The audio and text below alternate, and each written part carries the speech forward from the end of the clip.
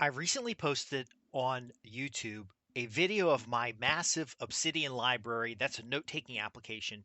And I showed the graph, and people started asking questions that show me that they're actually not very productive. I'm Justin Hitt with Inside Strategic Relations. If you want to be more productive and you want to get better results, you can't be distracted by tools. So, folks were asking the question of like what the settings were for this graph I produced. So, you may not know, I have a single repository for all the articles, the podcasts, the notes, the newsletter issues, all in one place so that it makes it easier for me to develop and produce special reports, consulting assignments, and my book of work. And there's so many opportunities to do note taking, the second brain, to have apps organize your day, to work on your schedule. And I just figure there's only one me. So I'm going to put all that in one place when it comes to what I personally do each day. Now, if you want to get more things done, you can't be so busy trying to be productive that you don't accomplish those important things in your day. So I want to present to you 5 simple observations that'll help you get back on track and accomplish more. First, we have to understand that today's world is so full of distractions. There's an unlimited supply of podcasts, videos, courses, and other things trying to help you be more productive. And when you get this information, in fact, I want my clients to be more productive because when you get this information, you're able to accomplish more with fewer resources. You're able to overcome obstacles more easily. You're able to build a stable base or foundation towards whether it's a better career or more clients for your professional business, more customers for your retail or service business. Uh, these are worthy things that are worth that desire and they fuel that desire to be more productive.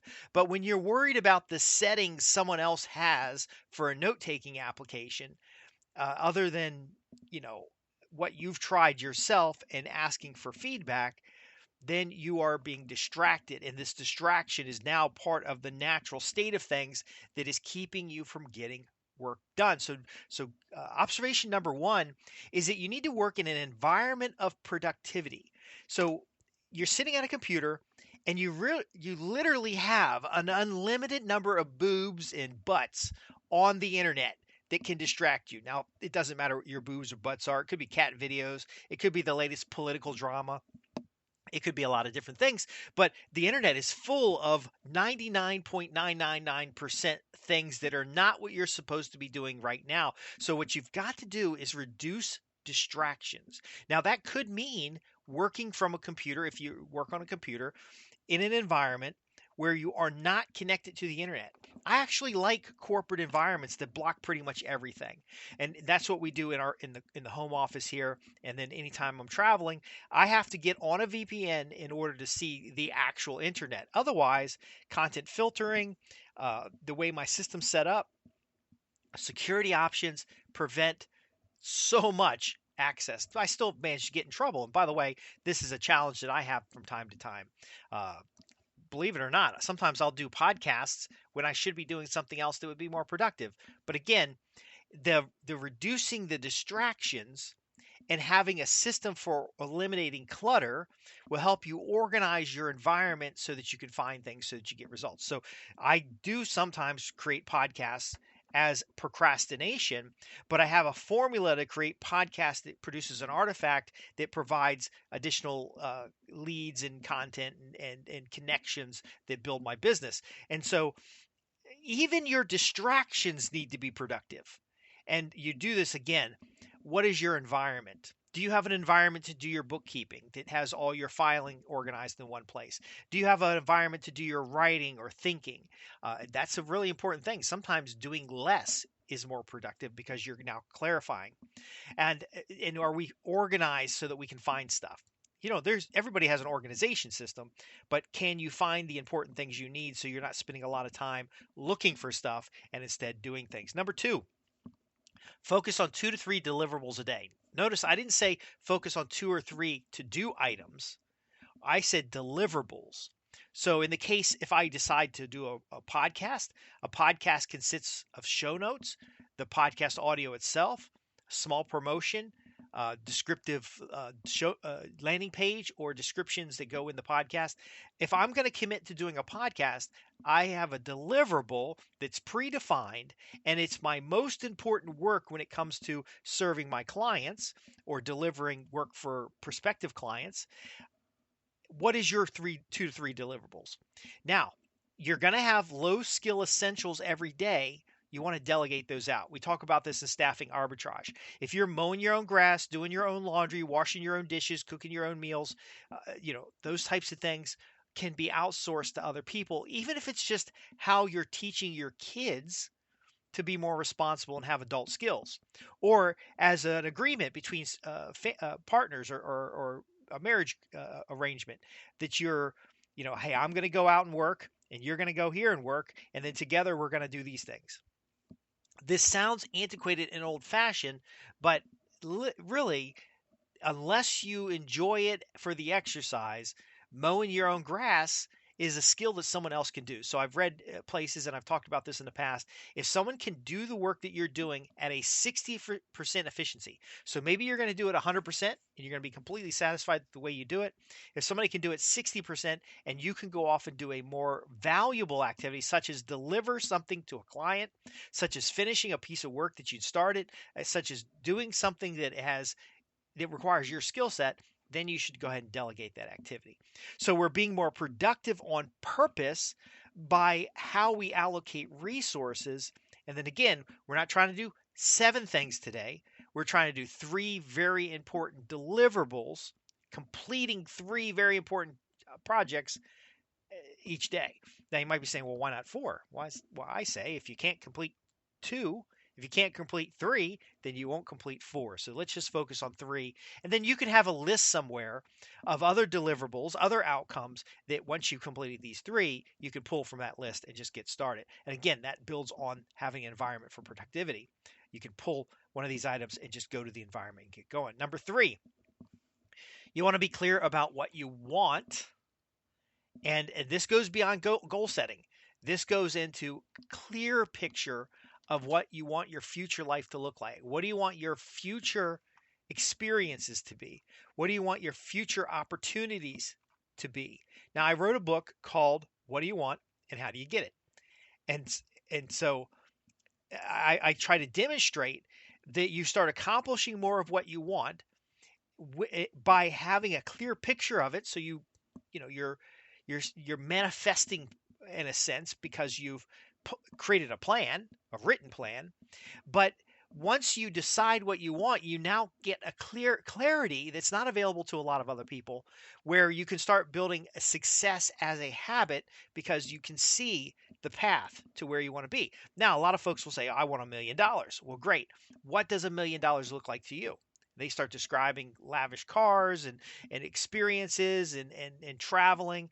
And it's a little hard to get $1 million if you're spending, $1 million. But some people will say, hey, look, I'd like a retirement account that can spin off $40,000 a year or $70,000 a year or $100,000 a year. See, the tangibility of your outcomes comes with the clarity of your focus. And if you're going to make success a habit and you know what success looks like and you defined it on paper, the reason we do it on paper, not the computer screen, because remember, all those titties are out there, all those distractions, all those, cat videos. We put it on paper so that you can open up your journal and you can read and say, oh, this is what I'd like to accomplish this month. Here's where I'd like to be in 3 months. And you start building out these written plans, and then you can work with them without distraction. Number 4, you want to be better with the basics. There is no secret to success that is magical. Now, we have magical thinking, and we have that dopamine hit when you see something cool and when you learn the latest gimmick or you find the latest app. But I know from observation and my own experience that wears off. But the one thing that never changes is getting up early, showing up on time, doing the most important work, focusing on a proficiency with the tools that you have. So you don't need better tools. You need to know how to use the tools you have better. Delegation. If you're not chasing secrets, you can take that energy and apply it towards getting actual work done. But you're improving overall efficiency by having that core element taken care of, that what we call a minimal viable product. That's number 5, the minimal viable product. I have observed that people will go out of their way to create the perfect article, to create the perfect deliverable, to create the perfect design. Now there is value in craftsmanship and creating art and creating these beautiful things, but very often your customer doesn't know good from good. And so if you have a good, better, and best solution, and you define in advance what it means to be good, and the customer buys good and you deliver good, they will be more than happy with what you're doing. Most people don't deliver half of what they promise. And so if you promise something and you deliver it, the customer will be happy. Now, it might feel better for you if they bought good to give them excellent, but they don't know what excellent looks like. And they now determine that that's good. And so what ends up happening is you end up chasing an expectation that cannot be met when you could have defined expectations and delivered upon those things that you promised. And so it's a kaizen after completion. Kaizen is Japanese for continual improvement. And so you define what good is, you define what now the customer could buy, we're talking about good, better, and best. The customer may want best. And so you define what best is in relationship to what good is. And if the customer is willing to pay for best, then you deliver best. But you don't go and try to improve on best until you have a new agreement with the next customer, because you might be budgeted to deliver best, and if you deliver excellent, then you're over budget and you're not making any money, and so now you're working harder and getting less to show for it. See, if you have an incremental approach with a minimal viable product, clearly defined to the customer, clearly agreed upon in the contract or agreement, going the extra mile is useful, yes, but after you've delivered and gotten paid for the mile you're on right now.